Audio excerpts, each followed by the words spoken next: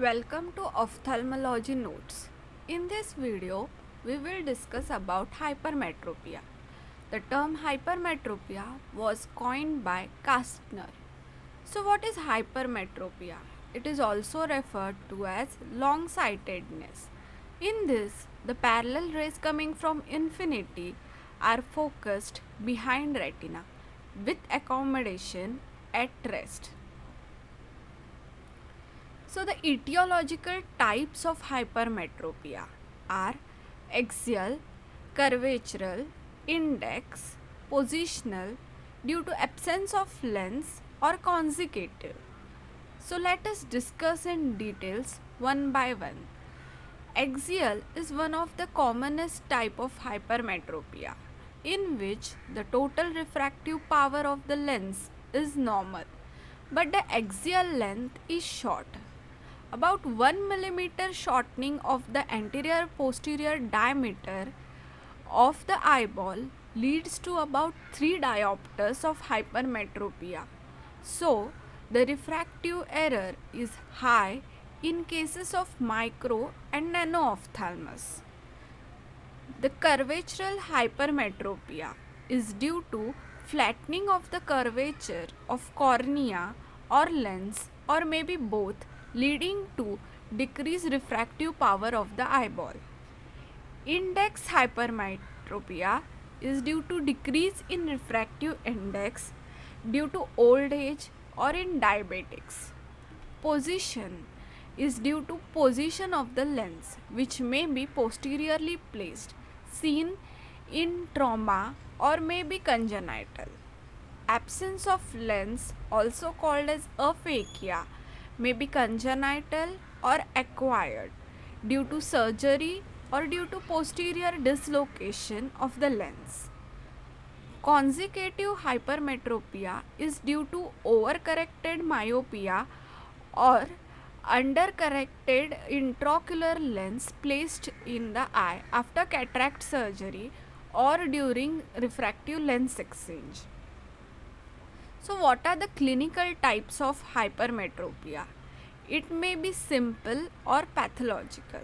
Simple or development is due to biological variation in the development of the eyeball. It may be inherited and dominant. It is of two types, axial and curvatural. Pathological is due to abnormal variations in the development of eyeball. It may be congenital or acquired.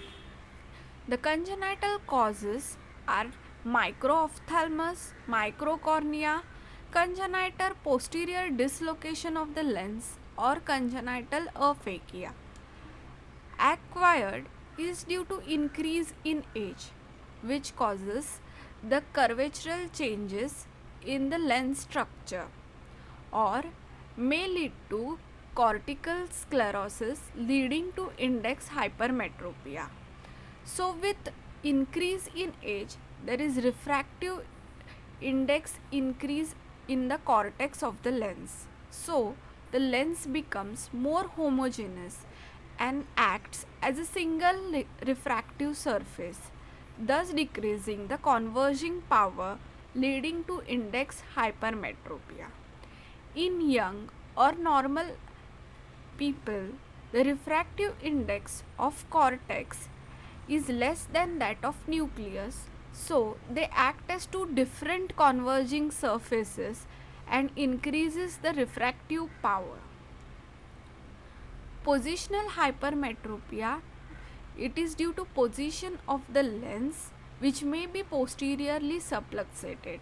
It may be traumatic or may be spontaneous. Aphakia, consecutive hypermetropia, or retrobulbar orbital tumors causing anterior pushing of posterior wall of the eyeball leading to hypermetropia. Functional hypermetropia is due to paralysis of accommodation seen in cases of third nerve palsy or internal ophthalmoplegia. So let us discuss about the components of hypermetropia. So the total hypermetropia is equal to latent plus manifest. The latent is due to inherent tone of the ciliary muscle. The total hypermetropia is determined by cycloplegic refraction.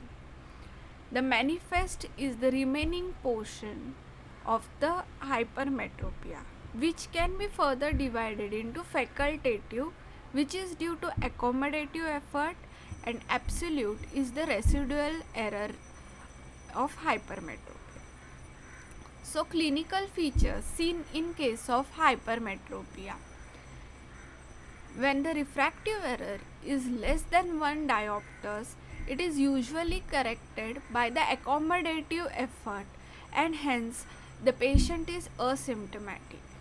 With 1 to 2 diopters error, there are asthenopic symptoms like tiredness of eyes, headache in frontal or frontotemporal region, watering, mild photophobia, and these symptoms worsens as the day progresses due to prolonged use of the near vision. Defective vision with these asthenopic symptoms is seen when the refractive error is about 2 to 4 diopters, and this error is not corrected by the voluntary accommodative efforts. Defective vision is seen with high hypermetropia, that is more than 4 diopters, when patients are unable to accommodate, and so there is defective vision for near as well as distance. So with increase in age, there is progressive loss of accommodation and there is shift to absolute hypermetropia. Intermittent sudden blurring of vision is due to spasm of accommodation, which induces a pseudomyopia like picture, which can be detected by cycloplegic refraction. Crossed eye sensation without diplopia is due to excessive accommodation. So, what are the signs seen in cases of hypermetropia? The visual acuity may vary depending upon the refractive error degree. So, in hypermetropia, the size of the eyeball may be normal or short, that is, decrease in AP diameter. The cornea can be smaller and flatter. The AC is shallow with angles being narrow. The A scan may show short axial length. The fundus picture usually shows a small disc with reddish pigments and ill-defined margin, representing that similar to pseudopapillitis. The macula shows large positive angle kappa and produces divergent squint. On general background picture, a short silk appearance is seen, in which the retina appears shiny. The retinal vessels are accentuated with increased tortuosity and abnormal branching. So we can grade hypermetropia as low, moderate and high. Low is less than 2 diopters, moderate is 2 to 5 diopters and high is more than 5 diopters. So what are the complications of hypermetropia? The complications of hypermetropia are due to constant fatigue and tiredness, which causes repeated rubbing of the eyeball, which results in recurrent styes, blepharitis, chalazion. Accommodative convergent squint is due to excessive use of accommodations, especially in children. Amblyopia is seen. Predisposition to primary angle closure due to small eyes with shallow AC. So treatment. Optical treatment with convex glasses is the treatment for hypermetropia. So usually this error correction is done under complete cycloplegia and total manifest refractive error is determined. If the error is less than 1 diopters and patient is asymptomatic, then there is no need to give correction. If patient is symptomatic, then we give the corrections. So in children less than 4 years, they usually accept full cycloplegic correction. And as they reach the school age, we can change the spherical correction as and when required. So, a 6 monthly follow up is recommended in such children. In older children who usually do not accept full cycloplegic correction are first required to undercorrect, and then with about 6 months interval the spherical correction is increased. Children associated with exophoria are usually undercorrected by 1 to 2 diopters. With associated amblyopia, occlusion therapy is started simultaneously. So as the child grows, the hypermetropia begins to diminish, and so 6 monthly follow-up is absolutely necessary in such cases. For adults, manifest correction is given. So various modes of prescriptions are spectacles and contact lens.